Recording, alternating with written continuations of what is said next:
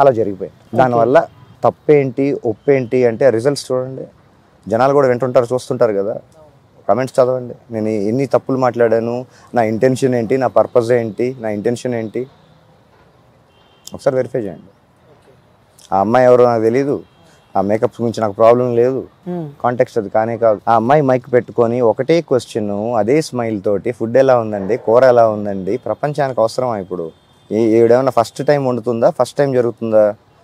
అదే క్వశ్చన్ అదే ఆన్సర్ చెప్పి ట్రాఫిక్ని ఇంకొంచెం అడిషనల్గా బ్లాక్ చేసి ఆ కెమెరాలో కనపడటానికి వెనకాల సొంగ గార్చుకుంటూ 20-30 మంది వెయిట్ చేస్తున్నారు కెమెరాలో కనపడటానికి. అరే నేను కుమారి ఆంటీ దగ్గరికి వచ్చా చూడు టీవీలో కనిపించడానికి అని చెప్పడానికి వచ్చిన 20 మందికి వాళ్ళ వెనకాల ట్రాఫిక్ వెనకాల ఉన్న 50-100 మంది ఒకసారి చూస్తే ఆ వీడియోలో తెలుస్తుంది మీకు. ఓకే, వాళ్ళందరికీ ఒక్కొక్కరికి పేరు నా చెప్తే అర్థం కాదు, చెప్పే అది ప్రాక్టికల్గా వర్కౌట్ అవ్వదు. Okay done bro. మీరు ఇక్కడ హైదరాబాద్లో గత 20 years నుంచి ఇక్కడ ఉన్నారు హైదరాబాద్లో? 27-29 years నుంచి నా బేస్ ఇదే.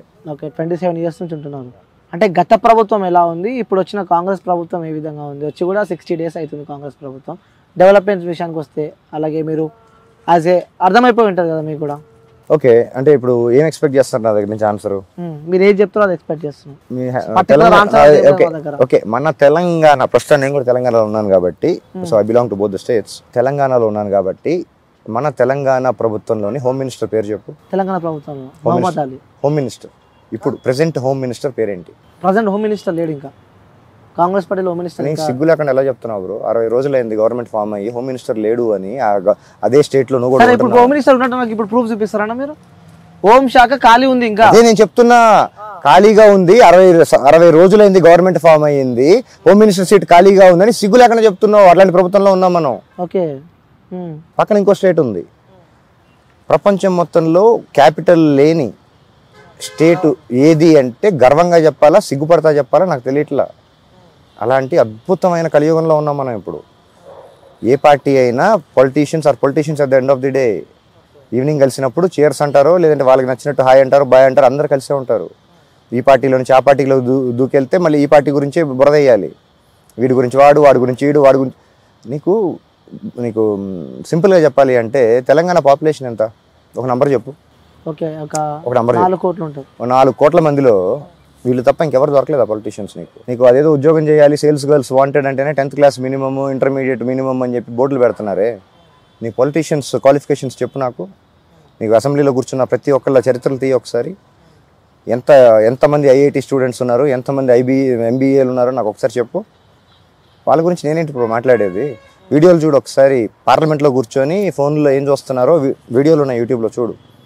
వాళ్ళ గురించి నేనేంటి మాట్లాడేది? అంటే ఎలాంటి యువత, అంటే ఎవరు రాజకీయంలోకి వస్తే బాగుంటుంది అనుకుంటారు మీరు? ఎలాంటి వాళ్ళు రాజకీయంలోకి వస్తే బాగుంటుంది అనుకుంటున్నారు? యువ అని ఒక సినిమా ఉంది, మణిరత్నం గారు తీశారు, మనీ సార్. సినిమా ఐ థింక్ హిట్టే అనుకుంటా. సినిమా థియేటర్లో నుంచి బయటకు వచ్చేదాకా ఎమోషన్, మనం కూడా పాలిటిక్స్లోకి వెళ్ళిపోయి మార్చేద్దాము ఆ ఎమోషన్, జోష్. కనీసం బయటకు వచ్చి వాళ్ళ వెహికల్ 2-wheeler అయితే 2-wheeler, 4-wheeler అయితే 4-wheeler, నడుచుకుంటూ బస్సులో వెళ్ళేదాకా కూడా ఉండదు ఎక్సైట్మెంట్. ఇంటికి వెళ్ళేదాకా అసలు ఉండదు. భారతీయుడు సినిమా సూపర్ హిట్, అదిరా పేట్రియాటిజం. బయటకు వచ్చిన తర్వాత ఆ క్యారెక్టర్, ఆ లక్షణాలు, కనీసం ఆ బిహేవియర్ కూడా నీకు కనిపించదు. సినిమాలు చూసి జనాలు ప్రభావితం అవుతున్నారు. అక్కడ చప్పట్లు కూడా. భారతీయుడు అన్ని రకరకాల సినిమాలు ఉన్నాయి. సమాజం గురించి, సోషల్ ఇంజస్టిస్ గురించి చాలా రకరకాల సినిమాలు ఉంటాయి, సూపర్ హిట్. బయట సమాజం అటర్ ఫ్లాప్ బ్రో. ఎర్రి గొర్రెలు. ఏదో ఒక న్యూస్ పడిందా, దాని పైకి కిందకి వెనక్కి ముందుకి ఇలాగి ట్రోల్ చేసి ఏదో ఒక చిన్న హైప్ సంపాదించేసామా, ఏదో తమ్నేల్ పెట్టేసామా, పాపులర్ అయిపోయామా, 4 లైక్లు వచ్చినాయా, ఆ శవాల పైన పావులాలు విసిరేస్తూ ఉంటారు. శవాల పైన ఎన్ని ఏరుకునే వాళ్ళు కొంతమంది ఉంటారు. యూట్యూబర్స్ గురించి నా honest opinion, most of them జెన్యున్గా. అందరు యూట్యూబర్ అనడం కూడా కరెక్ట్. మోస్ట్ ఆఫ్ దెమ్ అన్నాను. కొంతమంది ఉన్నారు జెన్యున్గా చేసేవాళ్ళు, సమాజానికి పనికొచ్చి మాట్లాడేవాళ్ళు. అనవసరమైన సొల్లు, దేనికి పనికిరాని చెత్త, ఆ దినం ఈ దినం తద్దినం గురించి మాట్లాడే దేనికి ఎవరికి ఉపయోగం దీనివల్ల ప్రపంచానికి? Okay done. మీకు ఇష్టమైన హీరో, ఎందుకంటే మీరు ఆల్రెడీ ఫిలిం ఇండస్ట్రీ నుంచి వచ్చారు, సినిమాకి సంబంధించిన హీరో అంటే ఏ భాష తెలుగువా, హిందీయా, తమిళ చెప్తాను. తెలుగులో మెగాస్టార్ చిరంజీవి గారు, హిందీ అమితాబ్ సార్, ఇంగ్లీష్ అంటే చాలా కొంచెం ఎక్కువ ఇంగ్లీష్ సినిమాలు కొంచెం ఎక్కువ చూసేవాడిని. ఎందుకు బ్రో మజా ఉంటుంది? లేదు, టెక్నికల్ స్టాండర్డ్స్ వాళ్ళు ఏమో, నా యాక్సెస్, అప్పుడు ఇంట్రెస్ట్, రకరకాల ఇక్కడ ఎక్స్ప్లోర్ చేయని విషయాలు వాళ్ళు ఎక్స్ప్లోర్ చేశారు, వాళ్ళు చేయని మనం చేసాం అంటే వాళ్ళది పెద్ద మన చిన్న అట్లాంటిది కాకుండా నాకు కొంచెం నేను చూసిన జానర్స్లో ఆ జానరాలో నాకు నచ్చినవి కొన్ని సినిమాలు, ఒక బ్రాడ్ పిట్, ఒక టామ్ హ్యాంక్స్, ఇట్లా చెప్పుకుంటూ వెళ్తే కొంతమంది పేర్లు ఉన్నాయి. సూపర్. తమిళ్లా Kamal sir, okay, Rajini sir, okay, Dhanush sir, Vikram sir, ఇంకా చాలా. ఓకే.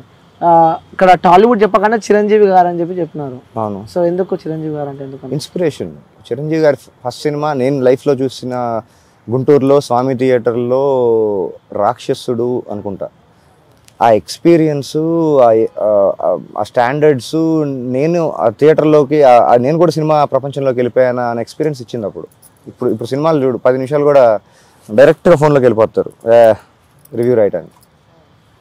అప్పుడు ఉన్న స్టాండర్డ్స్, వాళ్ళు టచ్ చేసిన కంటెంట్స్, హ్యూమన్ రిలేషన్స్ ఎలా ఉండేవి అప్పుడు సినిమాలు, ఎలా ఉండేవి, గోల్డెన్ స్టాండర్డ్స్లో ఉండేవి. ఒక్కొక్క సినిమా 4 సంవత్సరాలు 5 సంవత్సరాలు అయితే తీసేవాళ్ళు కాదు. పెద్ద పెద్ద క్లాసిక్స్, మిస్సమ్మ లాంటి సినిమాలే కొన్ని రోజుల్లో అద్భుతాలు క్రియేట్ చేసిన వాళ్ళు. ఈ సోకాల్డ్ వర్చువల్ ప్రొడక్షన్, టీజీలు, సోకాల్డ్ టెక్నాలజీలు, డిఐలు, డిజిటల్ కెమెరాలు ఇవన్నీ రాకముందే అప్పుడు మాన్యువల్గా మిచెల్ కెమెరాస్ తోటి అద్భుతాలు క్రియేట్ చేశారు. అవి ఇప్పుడు అవసరం లేదు. బూతులు, చినిగిపోయిన బట్టలు, సంబంధం లేని టీచర్ని లెక్చరర్ని ట్రోల్ చేయటాలు, గురువుల్ని పేరెంట్స్ని ఇష్టం వచ్చినట్టు మాట్లాడటాలు, బెస్ట్ ఫ్రెండ్ని నాకు ఇష్టం లేదు, సభా మర్యాద ఒప్పుకోవట్లేదు, అయినా కానీ బయట జరుగుతుంది. మేము చిన్నప్పుడు మా ఓల్డ్ స్కూల్లో హాయ్ మామ, బాగున్నావా, మామ, బావా, ఇలా రిలేషన్స్తో మాట్లాడుకోండి. ఇప్పుడు లంజోడక ఎడు నువ్వు, నాకు తెలుస్తుందా డిఫరెన్స్? మీకు అర్థమవుతుందా? ఫ్రెండ్స్ని సంబోధించే పద్ధతి, లైఫ్ని మీరు రెస్పెక్ట్ చేసే పద్ధతి. Respect is give and take, at least minimum to be earned. నీ ఫ్రెండ్ నువ్వు ఏమని పిలుస్తున్నావు ఈ జనరేషన్లో? దాన్ని ఓకే చేస్తారు. సినిమాల్లో కొన్ని సినిమాల్లో వాళ్ళ కంఫర్ట్గా వాడేసి బూతులను కూడా ఓకే చేస్తారు, యాక్సెప్ట్ చేసేసారు, డైజెస్ట్ చేసేసుకుంటున్నారు. అమ్మాయిల్ని బ్రో, హాయ్ బ్రో దగ్గర ఏంటేంటో జరుగుతున్నాయి మిరకిల్స్. నాకు అర్థం కావట్లేదు. నేను అవుట్డేటెడ్ కదా, ఓల్డ్ స్కూల్ కదా, నాకు అర్థం కావట్లేదు. ఇంకోటి బ్రో, నేను కొన్ని పొలిటీషియన్స్ పేరు అలాగే సినిమాల పేర్లు చెప్తా. సో వాళ్ళ పేరు చెప్పగానే ఫస్ట్ మీకు గుర్తుకొచ్చే వాడు చెప్పండి. నా ఒపీనియన్ నా మైండ్లోకి వచ్చింది చెప్తాను, చెప్పండి. దాని వరకే నేను అకౌంటబిలిటీ ఉంటాను. చెప్తే వాళ్ళ పర్సనల్ లైఫ్ని జడ్జ్ చేయటము, okay, done sure. I don't even have the right. I don't judge anybody and I don't let anybody judge me. Good bro.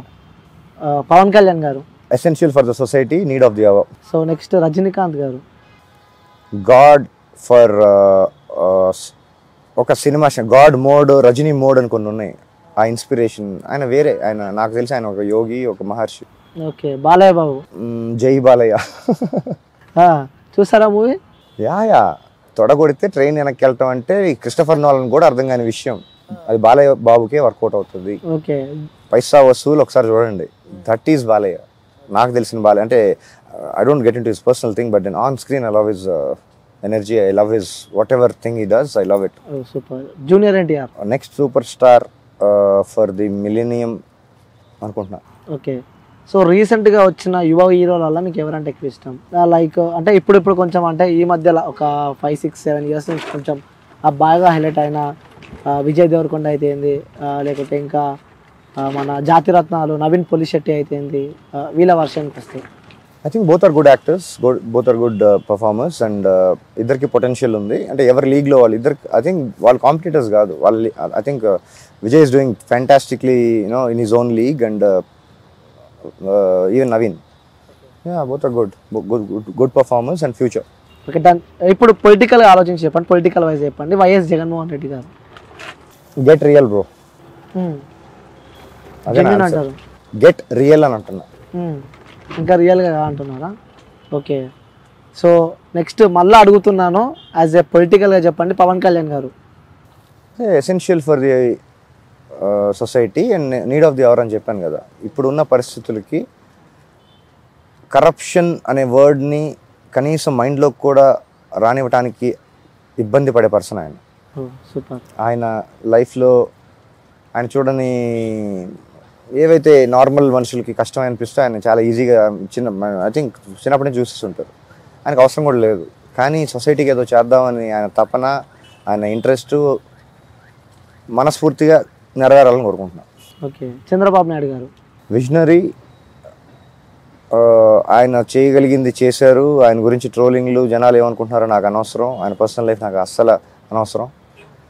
ఆయన కాంట్రిబ్యూషన్ కళ్ళ ముందు కనిపిస్తుంది, ఆయన ఇనిషియేటివ్ చేసినవి కళ్ళ ముందు కనిపిస్తున్నాయి.